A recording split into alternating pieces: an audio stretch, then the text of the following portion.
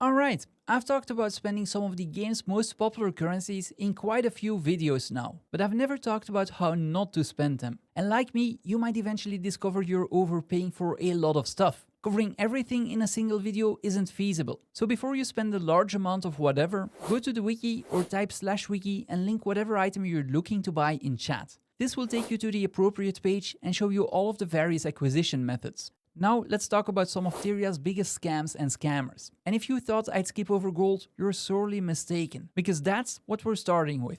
Crafting recipes are a prime example of how you can lose a lot of gold. Some of the most expensive ones have free account-bound versions, which you can usually buy for 25k karma from packed supply network agents. These 6 vendors change inventory and location every day, and they're definitely worth visiting. Either you get to unlock a recipe for cheap, or you can buy mapping materials, which are worth a lot of gold.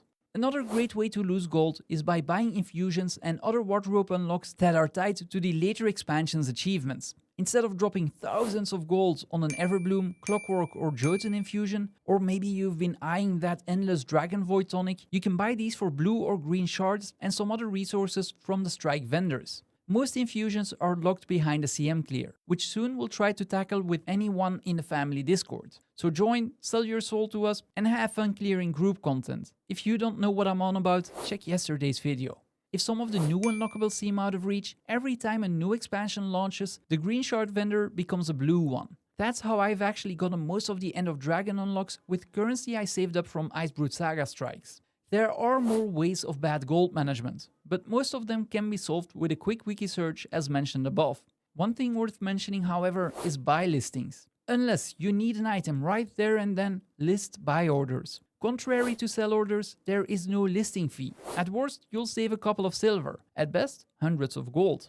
Let's move on to account-bound currencies and start with Laurels. You can buy a lot of cool things with these, ranging from ascended trinkets and recipes to cosmetics, materials, and so much more. A lot of the rewards will be subjective, but one thing you probably shouldn't be spending your Laurels on are ascended trinkets and recipes. The first one can be bought much cheaper from Living World seasons, and the latter can be obtained from fractals, meta rewards, or even bought on the trading post. You don't even need to buy the appropriate stat recipe, you can just buy the cheapest one to craft for whatever slot you need. Once you craft the item, throw it in the Mystic Forge with 5 globs of ectoplasm, a Gossamer insignia or an Orichalcum inscription, and an Anthology of Heroes, which will change its stat to whatever you actually need.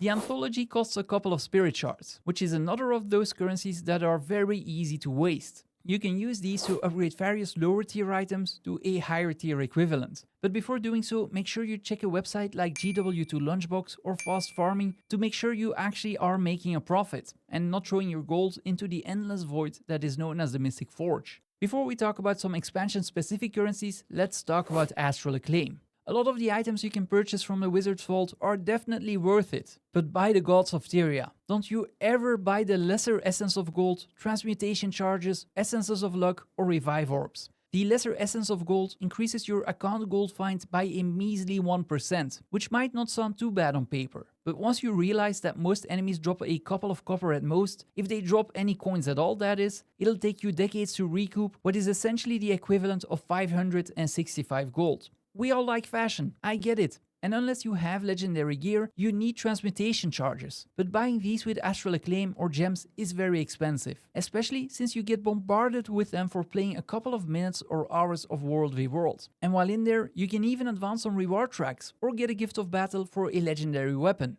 If you want Essences of Luck, either farm or buy globs of ectoplasm and salvage them with a silver fed or the free Mystic and Master salvage kits. You'll not only turn a profit, but you'll get more luck than you actually know what to do with. Lastly, Revive Orbs, until you realize that a Waypoint and the Heal 2 Express cost a couple of silver at most. And that is if no one is willing to resurrect you, which most people in Guild Wars 2 do anyway. I will skip Heart of Thorns and Path of Fire currencies. Not because there are great and less than good ways to spend them, but a lot of them come down to account unlocks, which is a highly subjective matter in my opinion. I used to only want to spend these on stuff I could make gold with, but lately I've been spending them on wardrobe or achievement unlocks myself. Living World season currencies, on the other hand, are fair game. And let's start with Unbound Magic. There are more good than bad ways to spend this one, but the most important mistake to avoid is buying the wrong Magic Ward packets or bundles. Fast farming has got us covered on this one, but generally only buy the bundles costing 1250 magic and 40 silver, or 500 magic and 1 gold. The rest will leave you with a hole in your wallet. And one can't say Unbound without Volatile Magic. And again, account unlocks are subjective and fair game. But if you care about converting Volatile Magic to gold, only buy trophy shipments. You're kinda shooting yourself in the foot otherwise. Imperial Favor is one of those currencies that might seem impossible to spend the wrong way. But if you've been watching my streams, you know I found a way. You can gamble 1000 favor per week on each of the 4 End of Dragons chests for a chance at the Jade Throne or Dragon Void Infusion. I say the wrong way to spend because I feel like I've already spent more favor on them than if I would have bought these from the trading post. Before moving on to the 2 biggest scammers on the face of Tyria, let's quickly rehash what I mentioned about gems a year ago.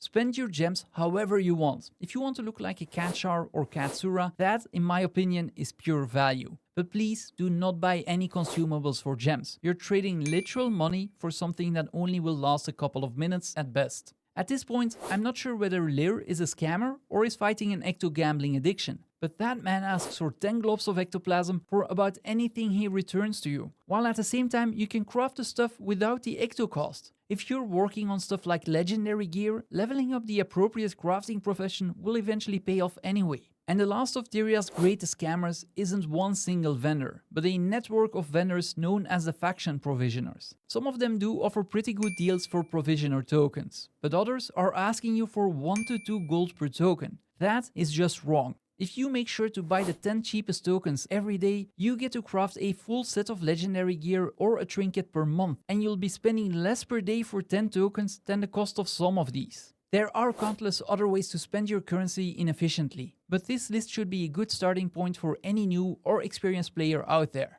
And speaking about bad ways to spend time or currency, did you know that if you click the subscribe button below, I get 1 subscriber extra?